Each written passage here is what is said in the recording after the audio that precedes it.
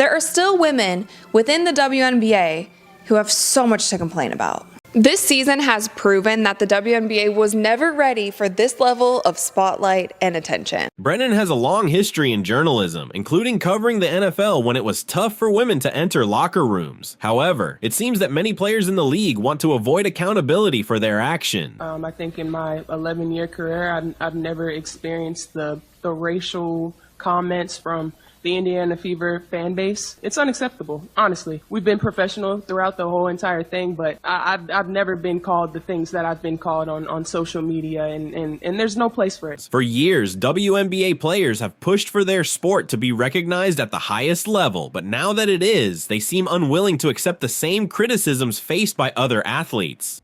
And if you can't see, it says ban nails, and she has long, fake nails on her fingers, mocking Dijonai Carrington. Dijonai Carrington, who plays for the Connecticut Sun, who was interrogated all week because when she swiped for the ball, she hit Caitlin Clark in the eye. Forget the fact that Caitlin knew it was unintentional. Everyone watching seemed to think it was unintentional. The goddamn internet decided maybe it was intentional. It's worth noting that Christine Brennan and I have very different views. She's been an advocate for the league, yet they're treating her as if she's doing something terrible. USA Today has rightly criticized the WNBA players for their response, and I'm not going to read their lengthy statement. The Players Association is upset because Christine Brennan questioned Dijonai Carrington and Cheryl Reeve about leaving Caitlin Clark off the Olympic team. They believe she has fueled narratives about Clark that are actually true. The league has been harsh on Brennan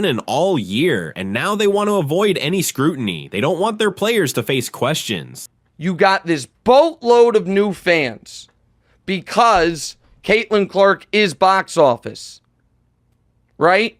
And the rest of the rookie class is very impressive. Caitlin Clark is box office. The issue we're facing in society today is that if you criticize someone who is black or part of the LGBTQ community, you risk being labeled with a phobia or some kind of ism. A simple critique can lead to accusations of racism. But unfortunately, and inevitably, and the league should have seen this train coming down the tracks,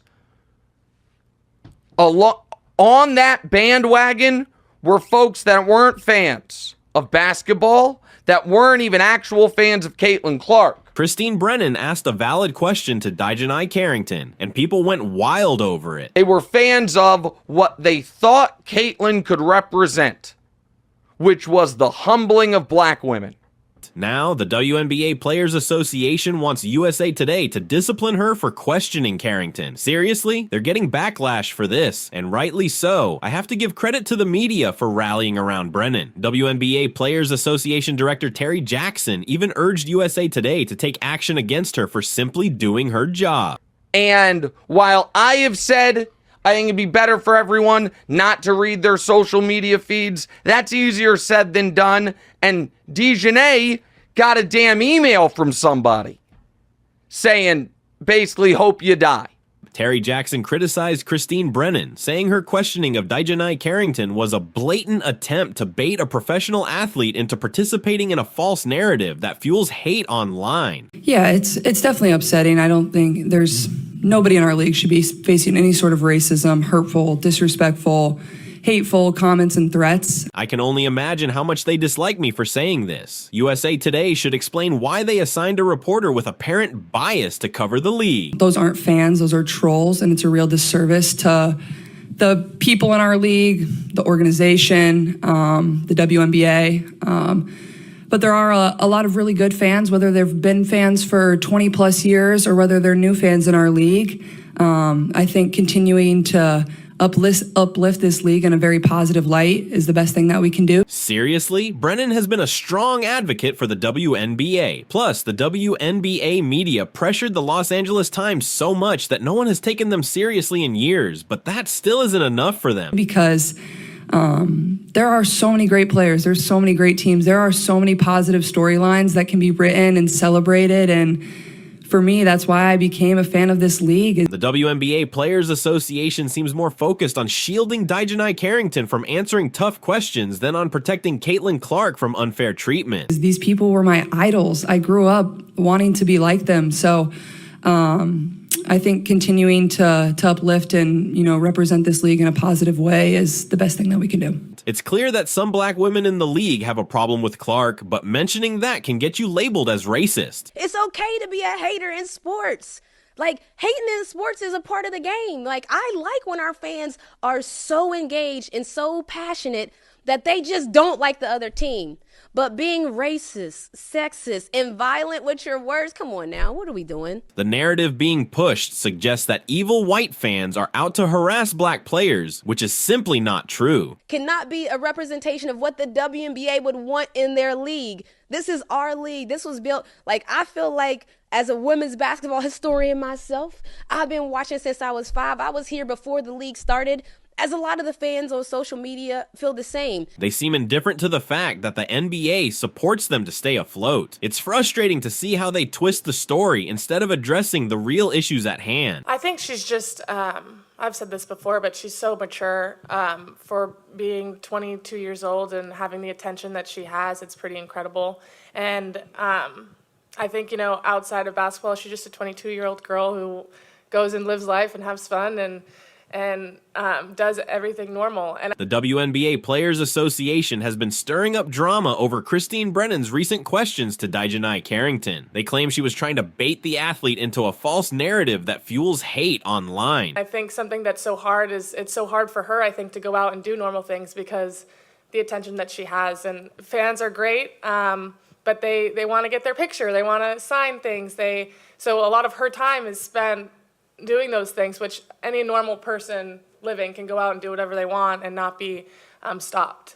It's wild how anyone who challenges the narrative gets bombarded with threats and hate. I wouldn't be surprised if Brennan ends up apologizing, as few journalists have the guts to stand up to the WNBA's backlash, especially with USA Today being so politically correct. Caitlin Clark's treatment by other players on the court is just getting to be egregious. Because as we saw on Saturday, Trinity Carter, she hip-checked Caitlin Clark from behind, at the same time calling her the B word. You could see Angel Reese over on the sideline cheering. This is treatment that Caitlin Clark is receiving for very specific reasons. I think we really need to focus on the race part of all of this. The negativity surrounding Caitlin Clark seems to come mainly from some bitter women in the league struggling with her success. And I think she's handled that with so much grace, and it's just pretty incredible.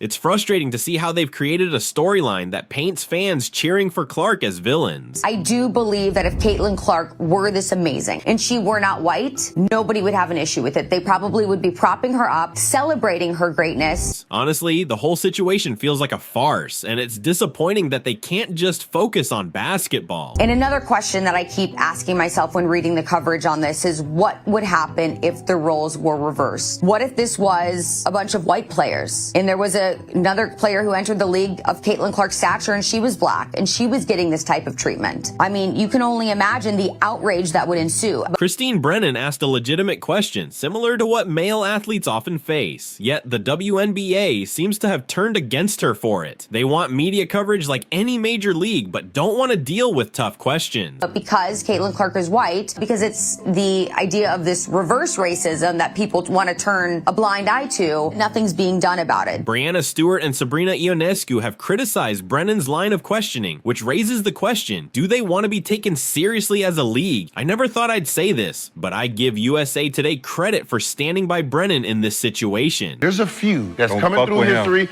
You can't fuck with them. When LeBron came, they got the yapping. Get him out of here. All mid-season. All of them. Wemby right now, off limits. But I'm saying, I just don't think that was ever going on in the league. I think it was just a new environment for her, and now she's figured it out. It's really a joke. Let me tell you something, WNBA. Those 2 to 3 million new fans, like me, don't have much patience for this nonsense and might just switch off the league. When you was coming up, you was the best, right? Every team had to send all kind of defenders, all kind of distractions at you, right? So when you in the game and the motherfucker trying to get a rouse out of you, do you ignore that nigga like Caitlin is doing out there? Yeah, no, I just tell the same thing that Caitlin doing. I wonder how the networks that paid a premium for WNBA coverage, thanks to Caitlin Clark's popularity, would feel if those fans vanished before their new TV deal even kicks in. So when you built from that, you gotta wave that shit off. Like, she bumped her, she could have turned around and been like, yo, what's going on? But this is my house. We just beat y'all ass. Oh, thank you for the little kiss you just gave me. Now take that ass onto the fucking jet and think about what I just did to you as a rookie. It's gonna be a long motherfucking 10 years for these girls out there. They don't get their shit together, get that hate out their heart. She not gonna take it easy on y'all no more? I wouldn't.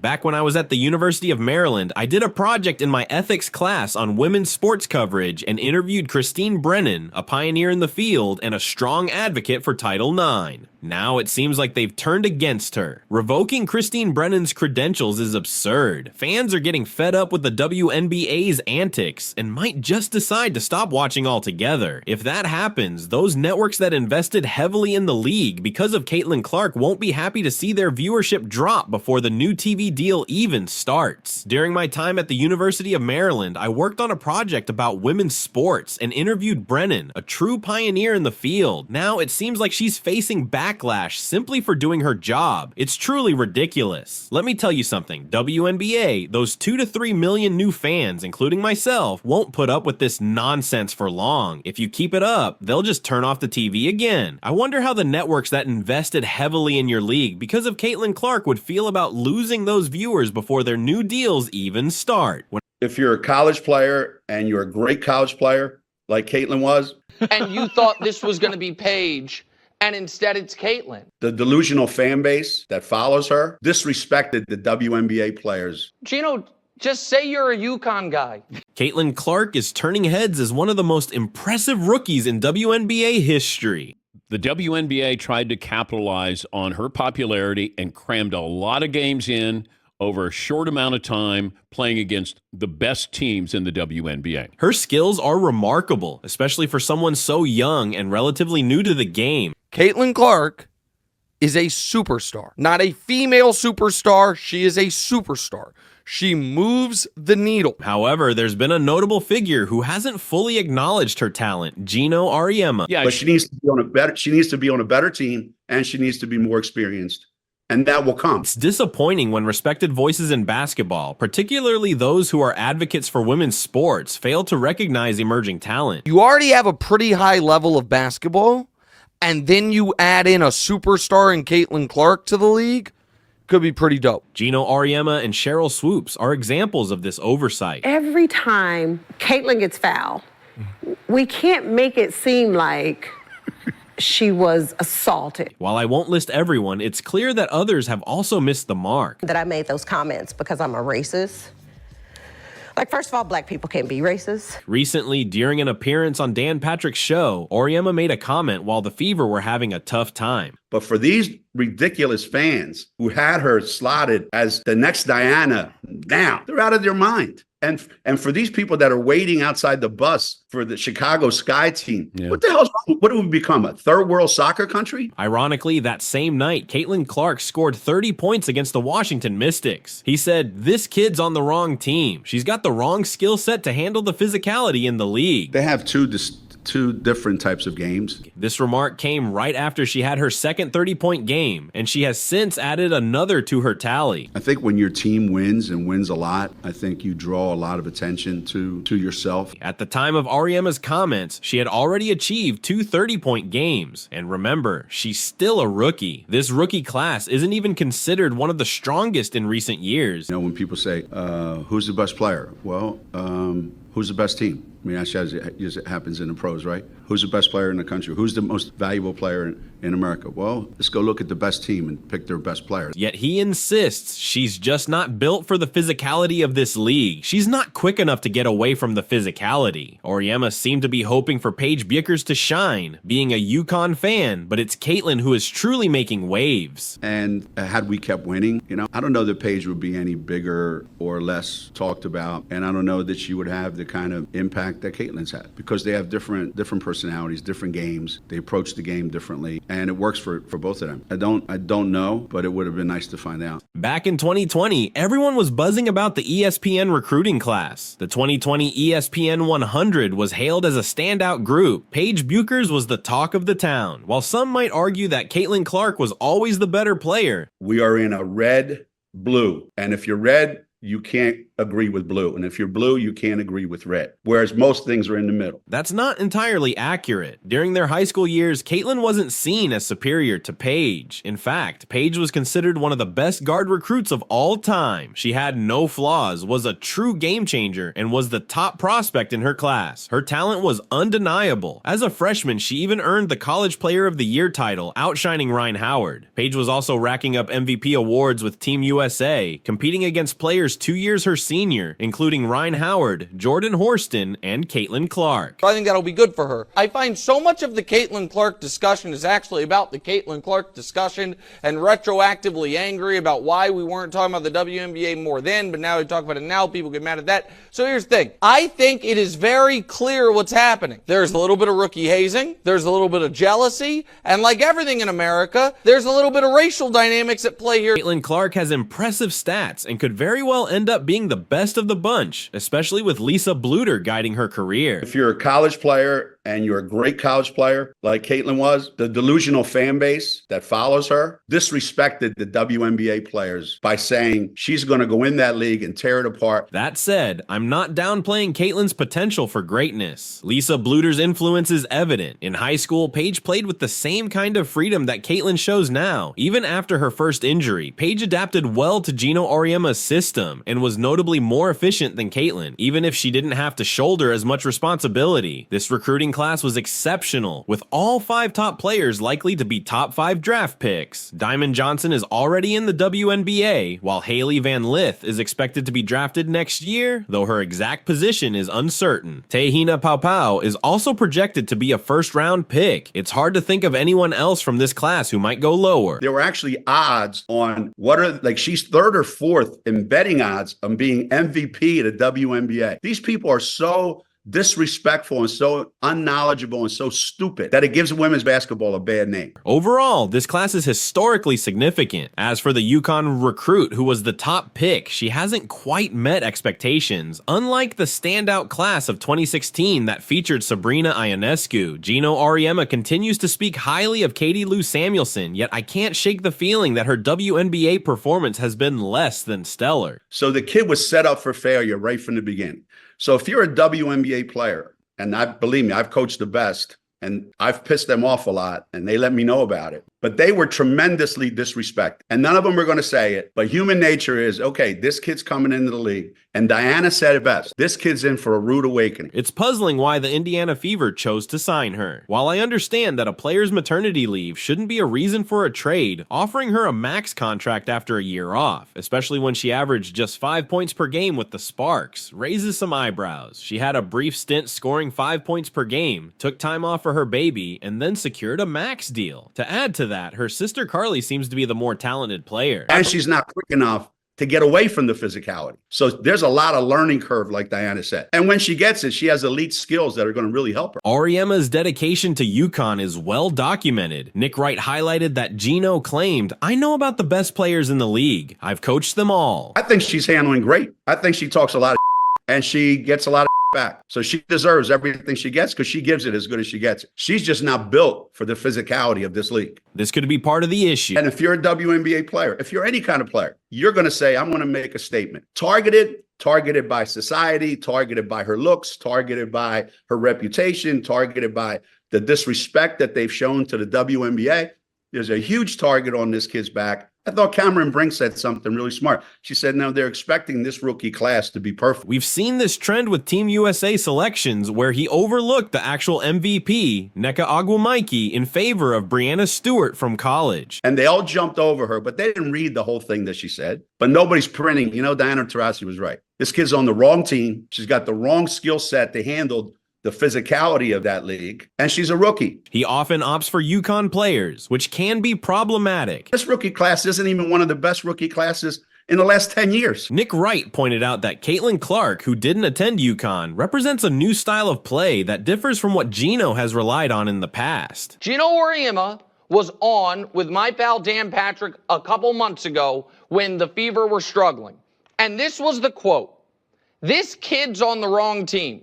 She's got the wrong skill set to handle the physicality in the league, and she's a rookie.